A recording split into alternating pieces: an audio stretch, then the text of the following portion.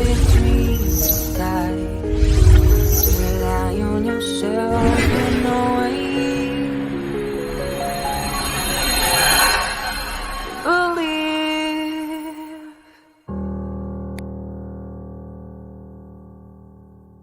Good morning, everybody. Let me get Facebook moving here real quick. There we go. Hope everyone had a good weekend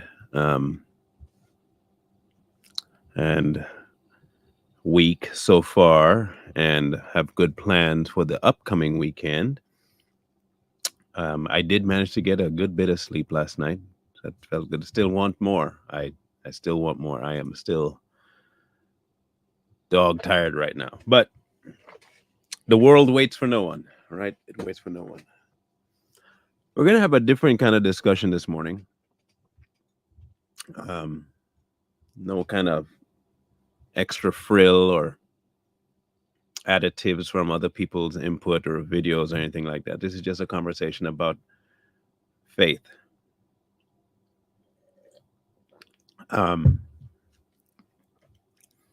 And I got to do one more thing. I just remembered. One more thing. I promised somebody I'd do this. So hang on. I just got to find the person.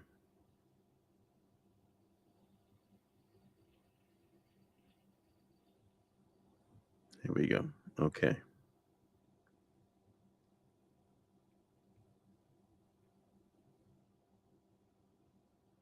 All right.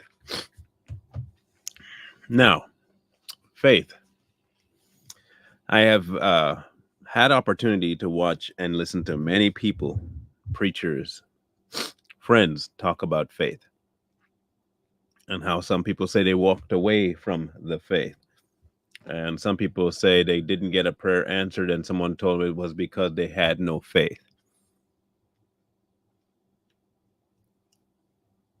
Some people say they put their faith in this and that. The question is, what is this concept of faith? What is it really? And is faith something you foster, or is it something that you participate in? Or is it both? Does it have a dual meaning? Do you contend for it? Is it something that's already established? Is it something you can lose? Is it something you can gain? Is it something that dictates how you operate, or do you dictate how it goes? So we're going to have that discussion this morning about faith. Because I know plenty of people love using that word. And plenty of the health and wealth pastors say you didn't get what you wanted because you didn't have enough faith. You didn't get enough healing because you didn't have enough faith. And for new Christians, it can definitely be a confusing and life-altering decision to either trust the faith process that people put out versus what you're experiencing every day. It's a tough one because then you start to see yourself as, well, maybe I'm not a Christian. Maybe there is no God. I can't figure this faith thing out. There's one faith, but many people seem to have varying degrees of it. So what's the purpose of faith if you can't make a hard and fast decision about where it is? How do I think? And I think a lot of non-believers are stuck in that position because they've been told something about faith that's not true. And I'll break that down.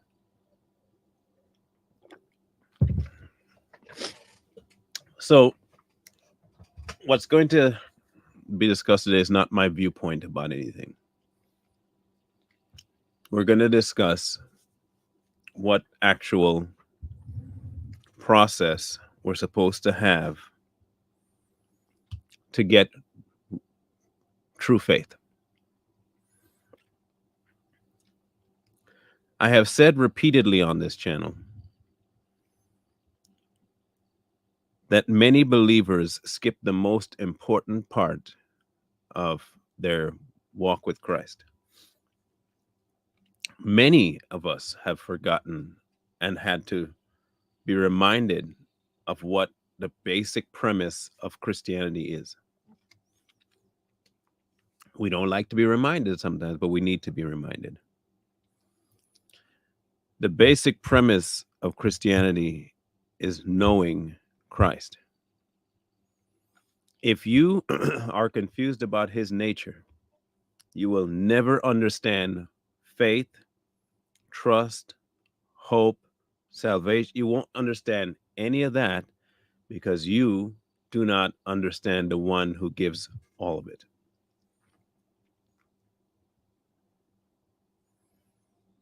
If you don't get that first and basic premise of who God is, the rest of it you will start to make up.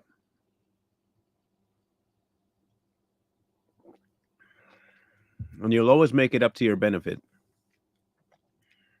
You won't make it up to where he is the supreme ruler. You'll come up with caveats and excuses and reasons and the whys and how you could and you. So I'm gonna rapid fire some verses here at you, okay? And put yourself in the a non-believer's position.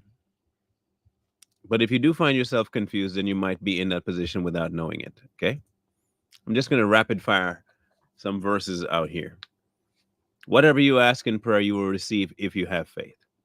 For nothing is will be impossible with God. For we walk by faith, not by sight. So faith comes by hearing, and hearing through the word of God. Now faith is the assurance of things hoped for and the conviction of things not seen. Without faith, it's impossible to please him. For grace you have been saved through faith. Do any of those conflict with each other when it comes to the word faith? Do they seem as though they're contending for superiority at all?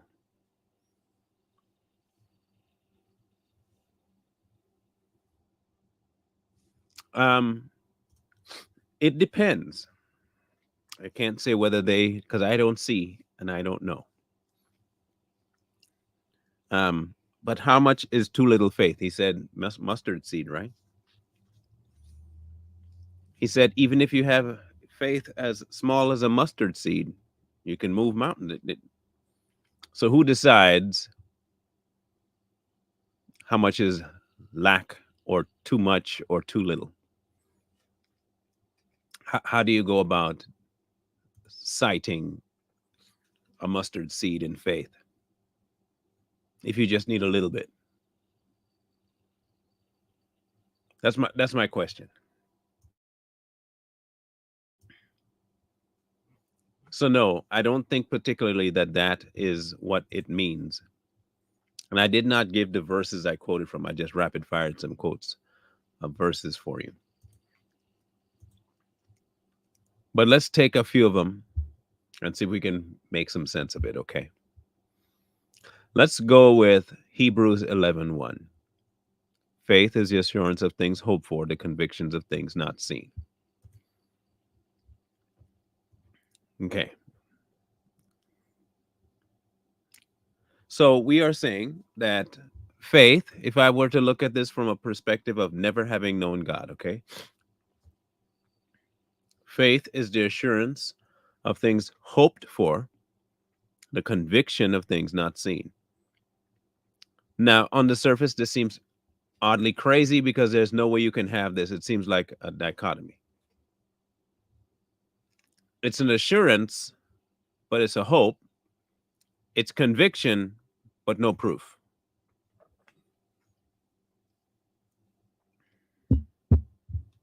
Huh. So which is it? Is it tangible or not tangible? Hard and fast or not?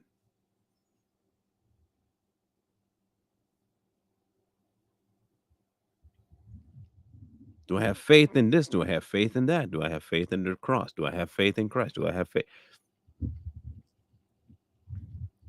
Is it tangible? Is it solid?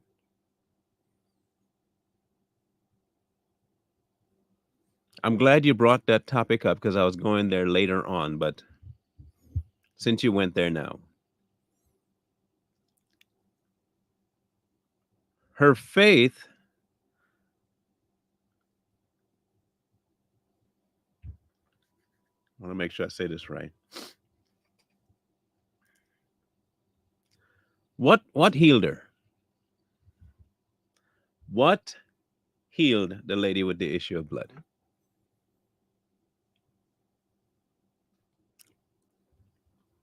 That's I'm going to ask that question. What healed? What healed her? Anybody know what healed her?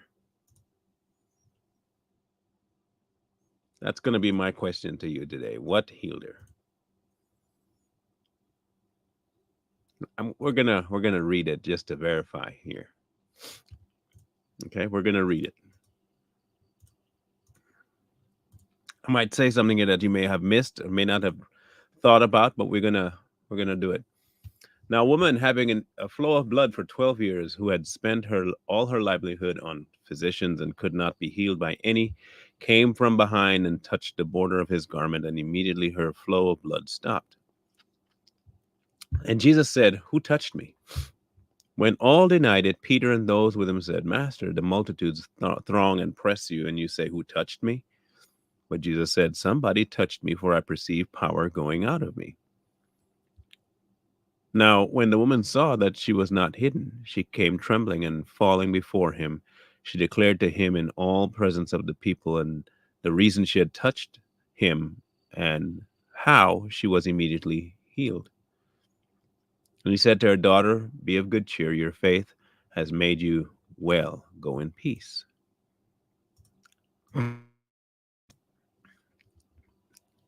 Faith in what? Her faith has made her whole, but in what?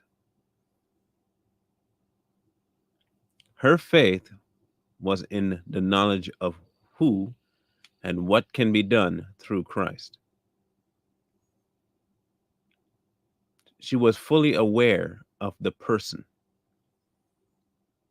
and knowing the person created in her the actionable behavior to go touch. Yes, she had a need, but having a need and having an answer are two different things. She had a need and she saw the answer. It wasn't the kinds of hope that, well, maybe it might work, maybe it's not. That's not the kind of hope she had. She had an assurance of what would happen with that hope.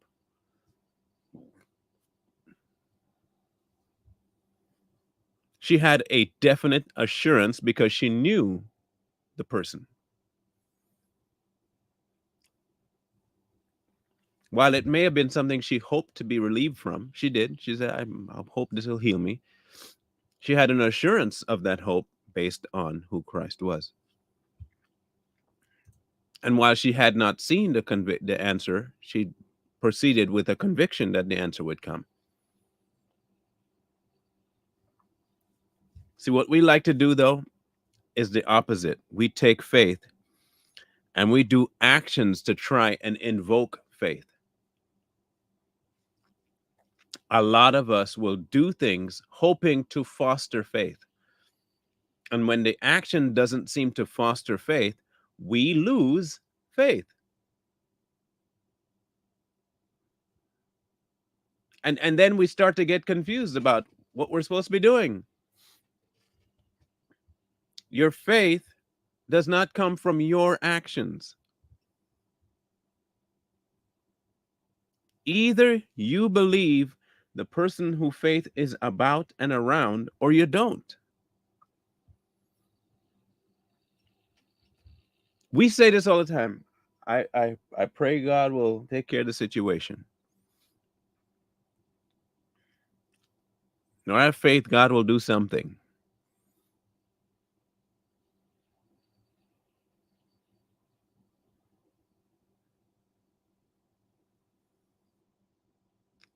Do we have faith that he'll do whatever he wants? Is the question. Do any of us really have faith that God will do what God wants to do? He already told us that our line should be behind him, not the other way around. So, if that be the case, do we actually have faith that God will do what God wants to do and not base our faith based on what we want and it happening?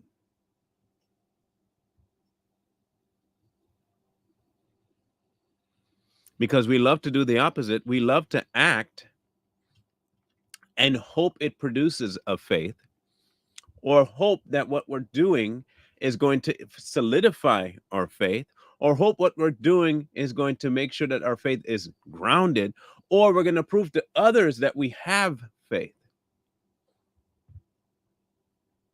So we're operating from the reverse, because let's be honest, many of us actually don't want to. We don't want to know God. We really don't want to know God. We want God to do what we would like.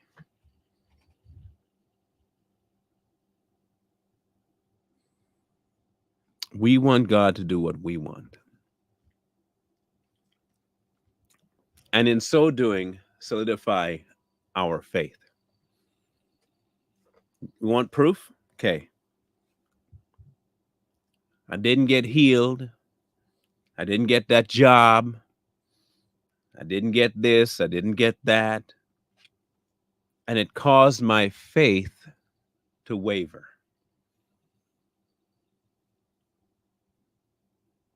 It did.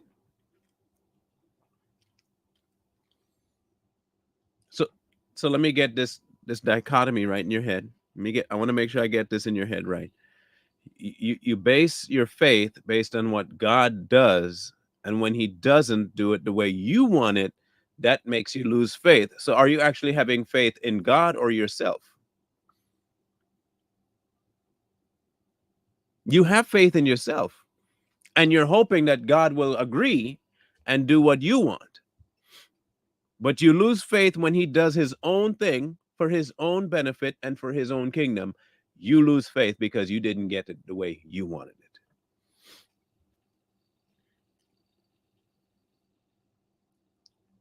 Atheists ask this all the time. If God is real, why would he allow this and why would he allow that? And how, if a loving God this and if a loving God that, no, that, and they'll go on and on and on. I don't think they hear themselves when they say a something something God and a something something God would allow this and a God when a God would. If he is a God, how are you going to stop him? He And if he is a God, him kowtowing to whatever you desire does not make him God at all. That makes him a slave.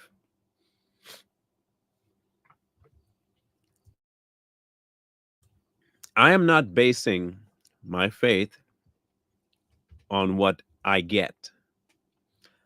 The faith that you should have is rooted in who he is.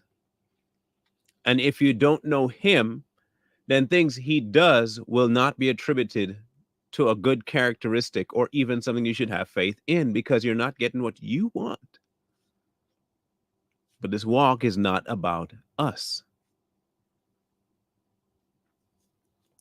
The journey a Christian embarks on is not about that individual, like at all.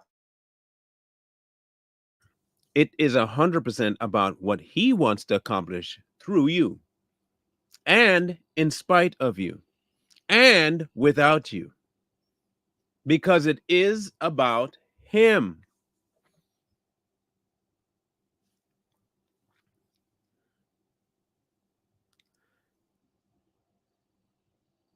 Our take on faith always seems to come back to us.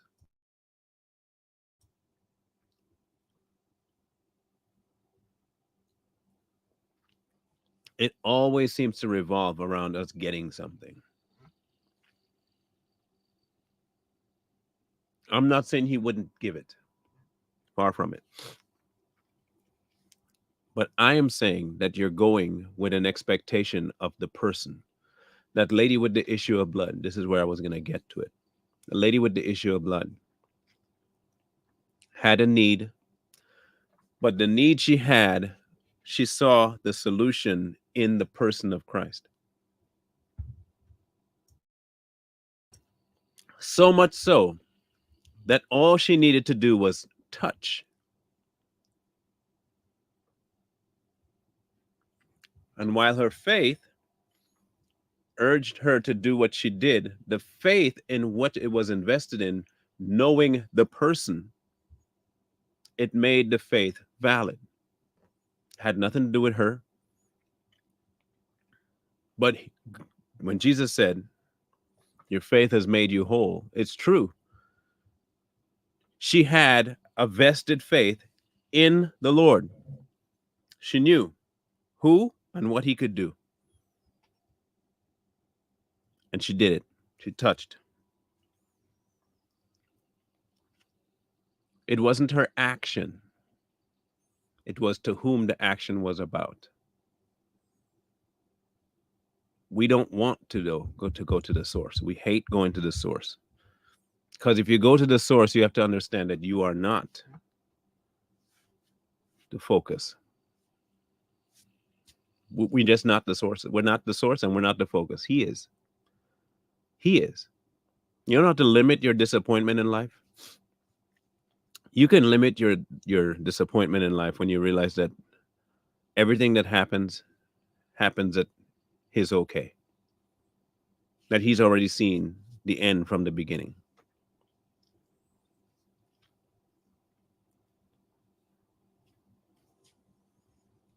If we knew God that way, faith would take on a whole new perspective. When I say a new perspective, it would be a whole new perspective.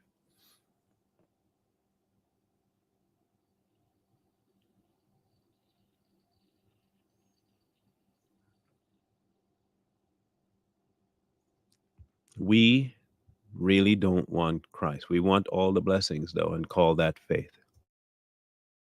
My faith got me this. I had faith that God would answer my prayer the way I wanted it, and I got this job.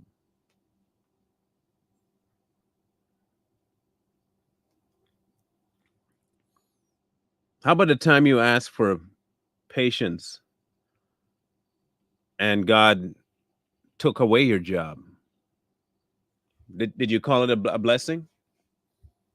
Did you call it a faith building moment? Or did you get outside and start saying, I don't know what I'm going to do. I just lost my job.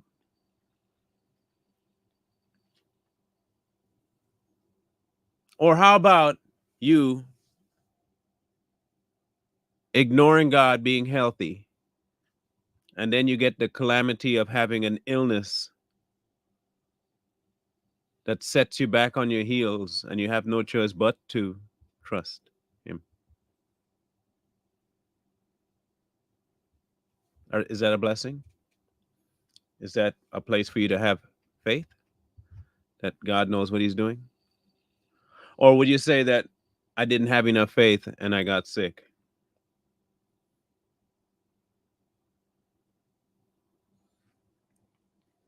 You see, the right now, the way the church is built, we really don't build our faith on Christ. We build our faith on what we get. A lot of us love to build our faith in how well life is going, how little trouble we have, how great our kids are doing,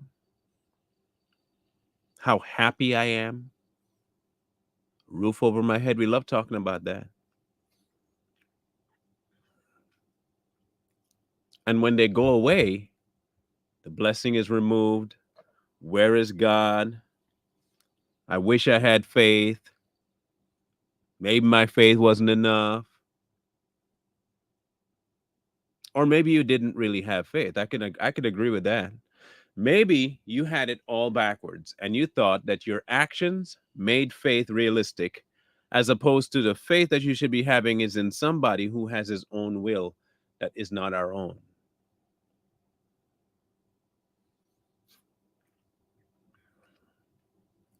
I think this is where my opinion comes in. I honestly believe that people have taken the word faith and made it to be something it is definitely not. It is not how much I can get benefit from God. My faith should be wrapped up in who He is, and His ways are bigger than mine, are higher than mine. And whatever happens in His service should boost my faith in who He is as a person that looks out for His kingdom and His people. You want to have a difference in your change of your viewpoint of bad situations? Faith. You want to see how things go from bad to better? Faith. You want to see how you can thrive in better to bad? Faith. But not faith that is going to get better. Faith in the one who allowed it. And it could be He's allowing that for a very specific reason.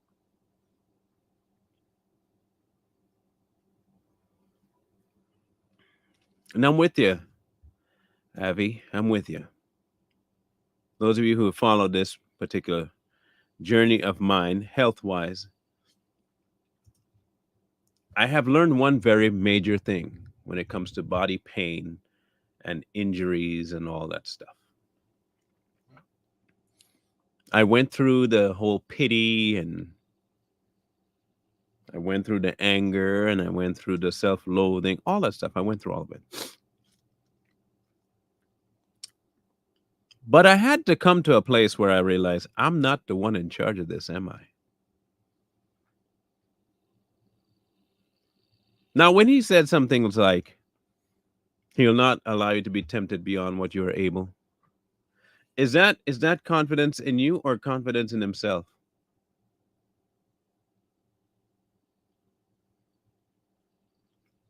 Didn't He say you can do all things through Christ, right? Okay. All? So if He won't allow you to be tempted beyond what you are able to bear, and it's not you that live, but Christ, and He can handle all things, anything's on the table. So you better be ready for any and everything to come your way. You're not exempt from anything if He can handle everything. But a lot of us will say, well, I can't handle this because why me? Faith doesn't seem to have as much as efficacy anymore when something bad happens.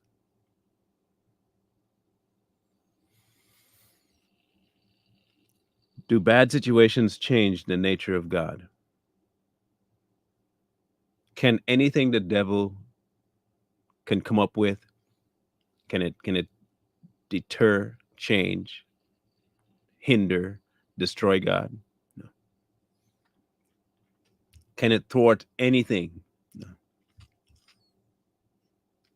Whatever He wants to accomplish, He will accomplish. Did He not say that?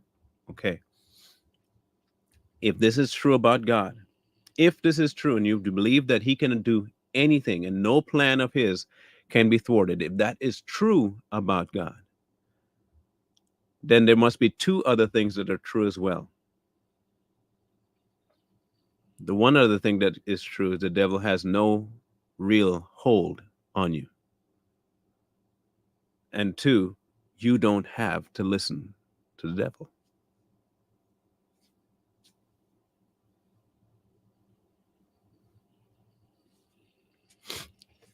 We don't like to, though, because innately we do understand that bad things may happen to us and we may not get the outcome we like. It'll be the outcome He needs, but it may not be the outcome we like. And so what we end up doing is compartmentalizing our faith.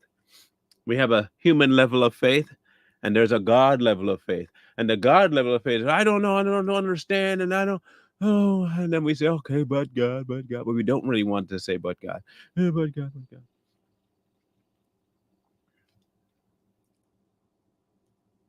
And then there's this person that says, I guess I can't do anything about it. And they end up in the depressed state. You could also take this approach. It's God that's in control of this thing. And I know him. And he's a good God. So whatever this is, it's for his benefit. And as long as I can be a part of what benefits him, I'm good with it. I'm good with it. I am good with whatever life hands me. And that means anything.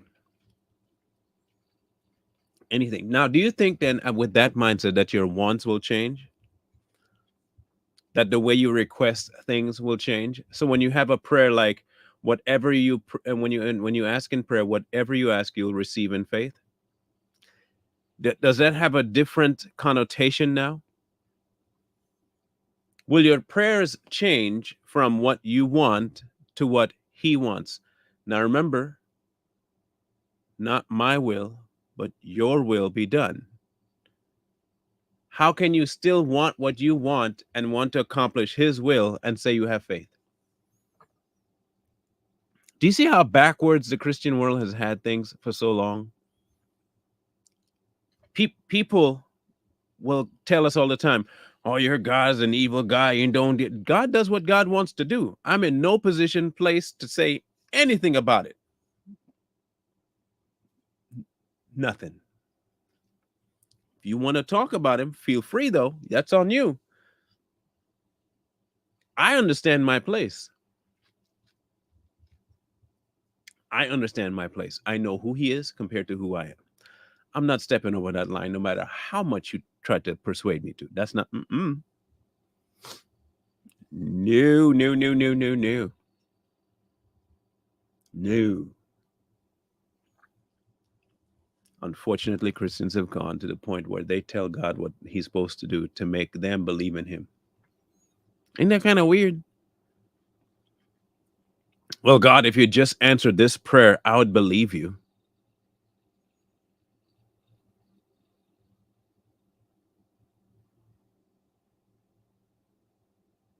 If you just do that, I'd be fine. He doesn't function around you.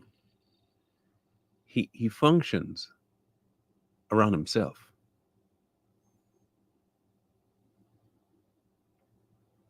Whatever his will, that he does.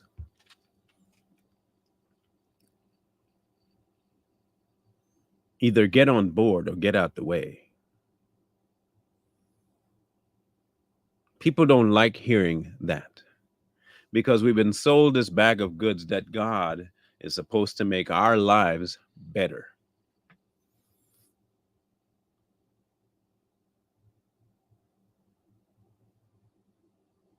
He doesn't make our lives better.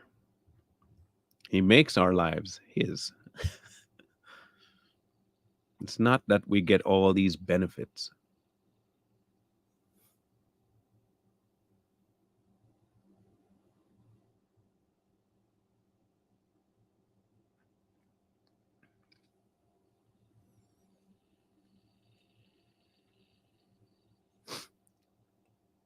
If you are building your faith on results, you're building it on the wrong thing.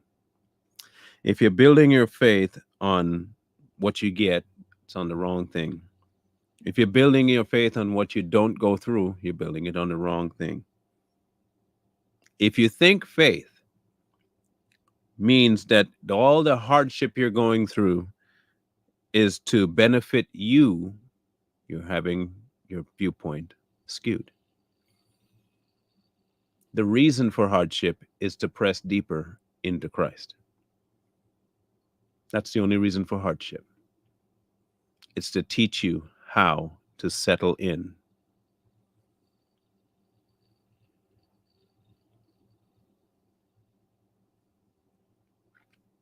teach you how to lock in spite of, and focus on Him. And He can deal with the problem later. Let Him deal with the problem in His time. It may not even be a problem, but you're seeing it as a problem because you're focused on it. A lot of these things happen just to turn your gaze back to Him.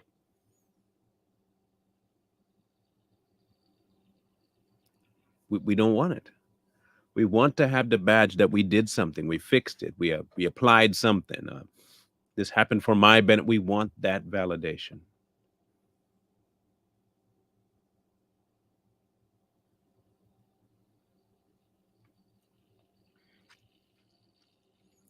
When you start changing your perspective of who God is and what He's about, you will find a whole different level of patience for the way things go in your life. And you'll understand that when people, and this is the other thing, you'll understand that people might want to have you believe a certain thing, but them wanting it does not make it true or make it worth believing. You know what you know about God.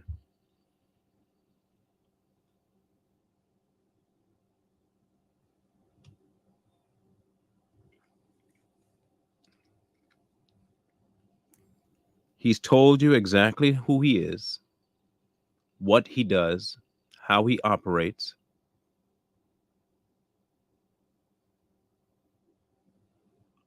And you either believe it or you don't. Just believe it or don't. Everybody can have hope in the things they want. That doesn't mean it's from God.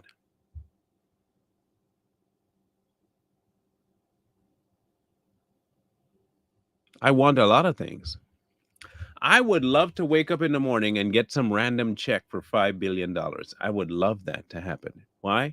Because my personal wants, I would love to do some things. There are some things I would love to do myself personally that I could see myself doing. Yeah. But is it something He told me to do? No. And if He wanted it done, do you think it would get done? Yeah.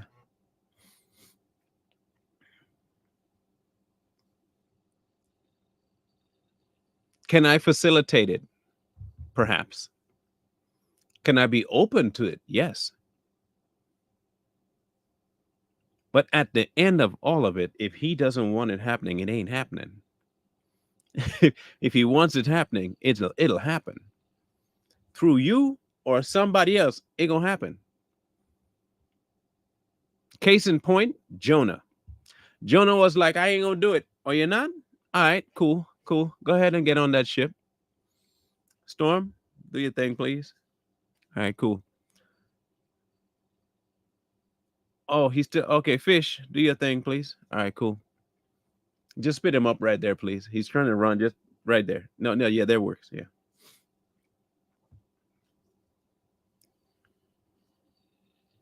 He does what He wants to do.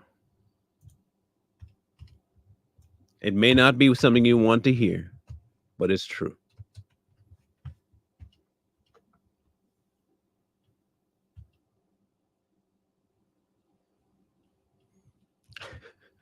And I think that's where many Christians are. We don't want the truth about who God actually is.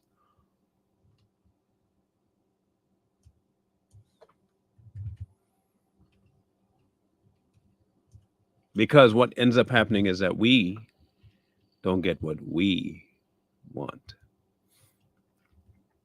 So let's read somebody's statement about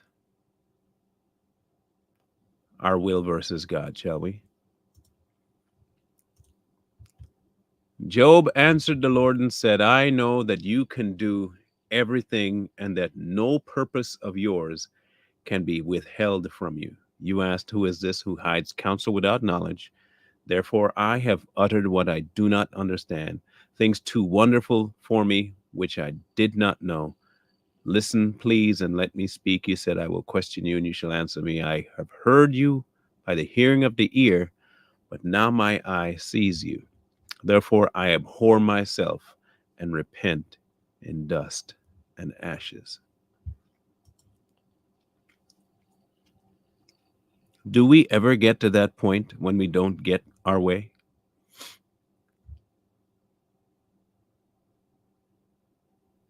Do we remember that we are dust?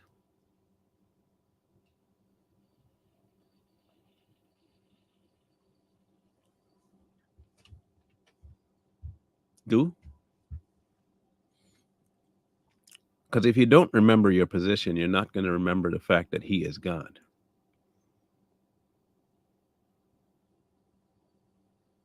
No plan can be thwarted, not one.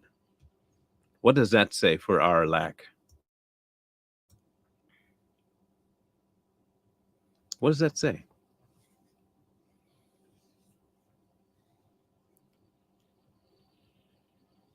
Either God is who He says He is, and if He is who He says He is, we have no position to talk about, question, judge, be mad at in any way, shape, form, or fashion. We are dust. And if that be the case, then our faith has to stem from what we know about Him. And if He is inviting you to come to know Him, there should be no excuse for a weak faith. If you have a weak faith in Christ, it's because you've intentionally not went after knowing Him. If you don't have faith in who He is, then you don't know Him, and that's on purpose. That's by design. You did not want to. You're still holding on to what you want and hoping that one day He'll come around and make what you want what He wants. Then you can believe Him. Then you can follow, because I got exactly what I wanted. I got my stuff.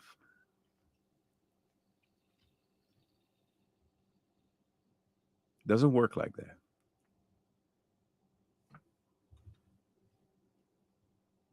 It doesn't work like that.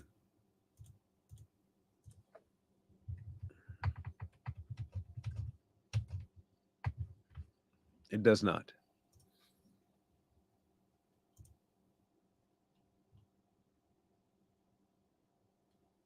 I'm going to read one last verse here. Hebrews 11:6. But without faith, it's impossible to please Him. For he who comes to God must believe. This is now, remember, He told you, without faith, it's impossible to please Him. How is that possible? For if you come to God, you must believe that He is, and that He is a rewarder of those that diligently seek Him. Not your own, not your want, Him. That is how you get faith. Now, then that is the only way to please Him. You can't please somebody you don't know. You cannot please if you don't know. You don't know what's required. You don't know what He loves. You don't know His ways. How are you going to please Him and thereby have faith? Faith in what? The only thing you have left is what you believe, you think, your views. You become God. You technically have faith in yourself. But if you are going to God for faith, you have to depend on what He is, not what you think He is, what He is. You have to search for Him diligently.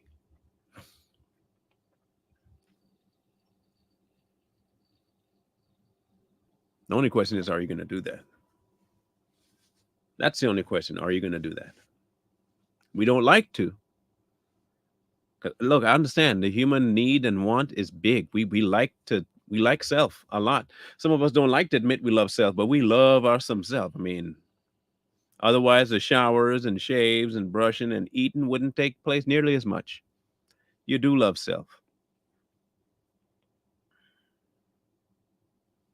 Now, do you love Him to the point of death of self? Do you? Do you love him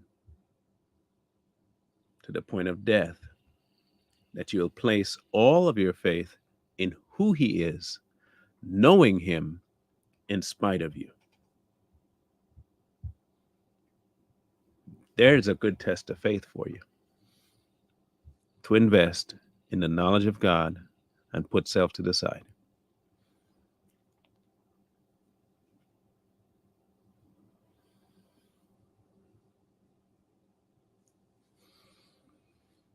I have made a decision about the week after the conference, and I'm going to take a week off. Um, I have to. I have to take a week off. Doing, I thought normal 9 to 5 was bad. I really did. I honestly thought that a normal 9 to 5 job or even a 9 to 9 job, which I've had before, I thought that was rough. This one's a completely different beast. I ain't gonna lie. Like, I've done a lot of work. Podcasting is more draining than anything else. I don't know how it does it, but it does. So I'll just be taking that week off. Um, I don't know if the guys are going to, but I'm taking a week off from everything. Straight talk, um, and Savage Patriots. The reason I'm not taking anything from Too Strong, we're not really doing lives. We're just doing recordings, and if I'm just doing that, I can handle that. But I need a break. I need a body break just to rest. So I'm starting to feel it, and if I think, you know what, I'm gonna take a little break. So I'm gonna do that the week after.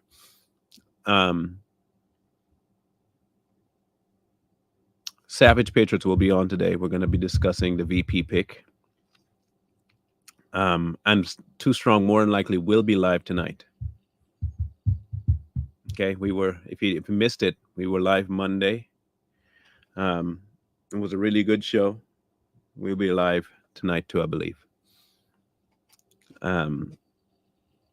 Yeah.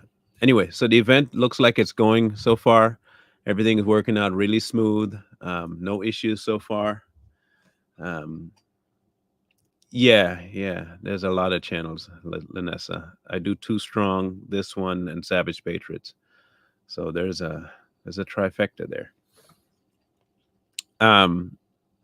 But if you are one of those people that want to help with the setup and help with all of it, but you can't make it to the event, but you want to be able to help fund it, we still have some stuff we want to be able to get done that we're having to wait a little bit on. But if you want to assist in that, and you have the option and the opportunity to, this is the only time I'm going to ask, if you do, please do.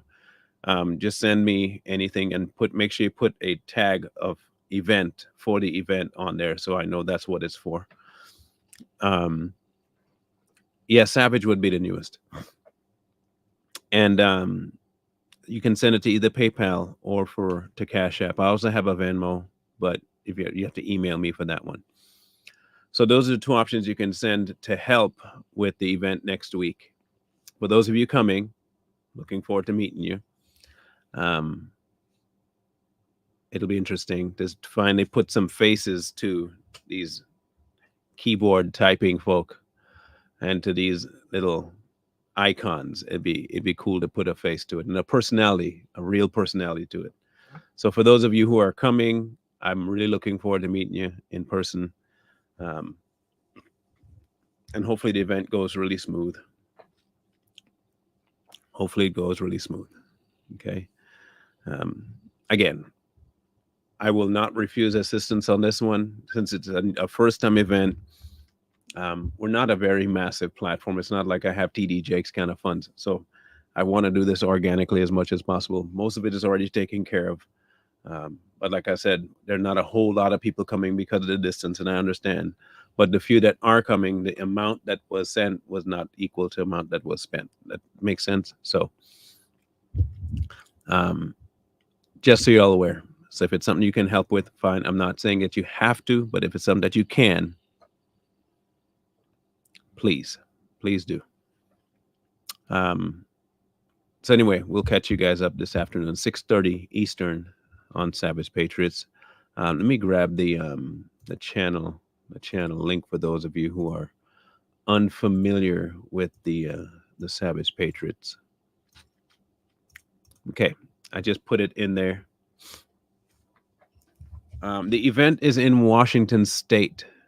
Don't Buckster. Don't sucker. Don't be a sucker. I'm a dummy. I can't even read your name right. Don't be a sucker. I got it. Yeah, it's in Washington State. It's in Washington State. So it's all the way in the corner top of the United States, far, far away from everybody normally. Um, so there.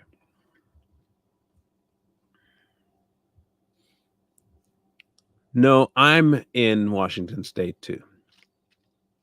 I'm in Washington State. That's where I live. I lived in the South for a bit, but now I'm in Washington State.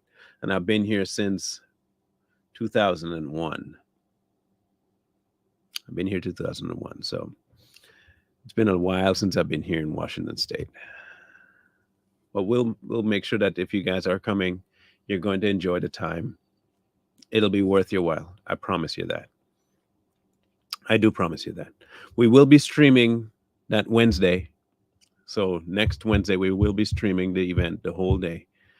Thursday and Friday, we won't have obviously a show, but you know what I mean? We'll be live. And if you're there, then you'll be having fun. So, okay. So we'll catch you guys then. No, I am not. I'm anything but.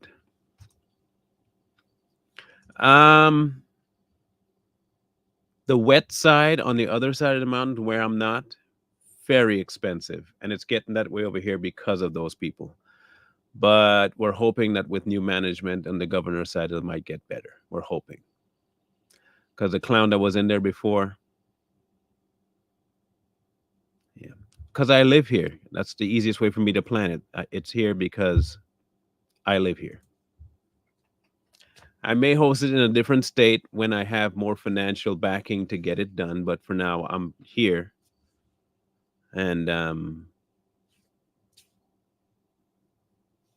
this is just how it is for now.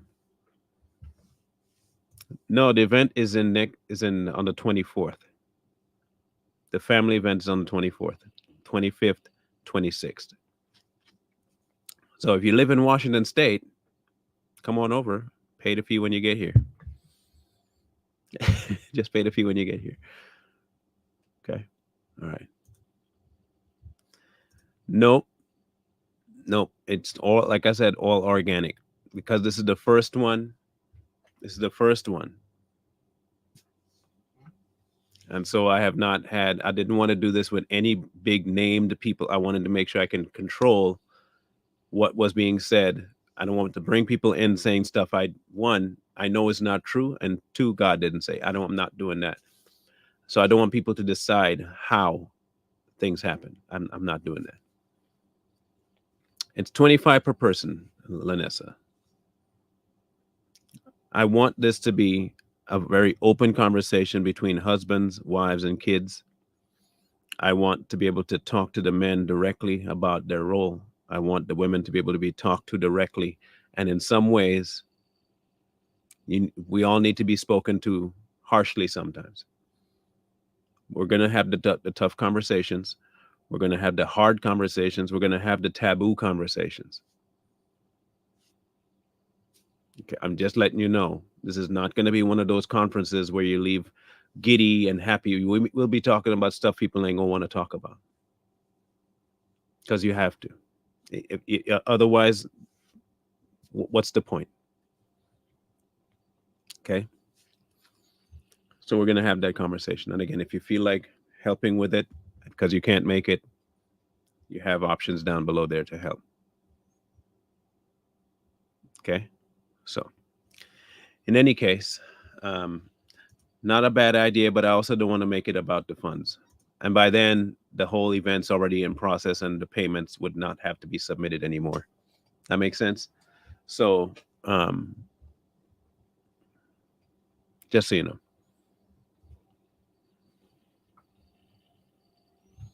It will be very difficult simply because I have no access to the computer while I'm on stage. So you'll be watching, but your comments are not going to be seen by anybody because no one's monitoring the live. It'll just be streaming straight from the place, and so, but it'll be there for you to watch later. Okay, so just so you know. Love you guys. Mean it. We'll catch you guys later on Savage Patriots and possibly on Too Strong as well. Oh, my self-defense channel will be getting a little new video here as well. Possibly Thursday, I'll be recording with a bunch of the guys I'm helping train on self-defense. Now, I'll give you a little bit of update.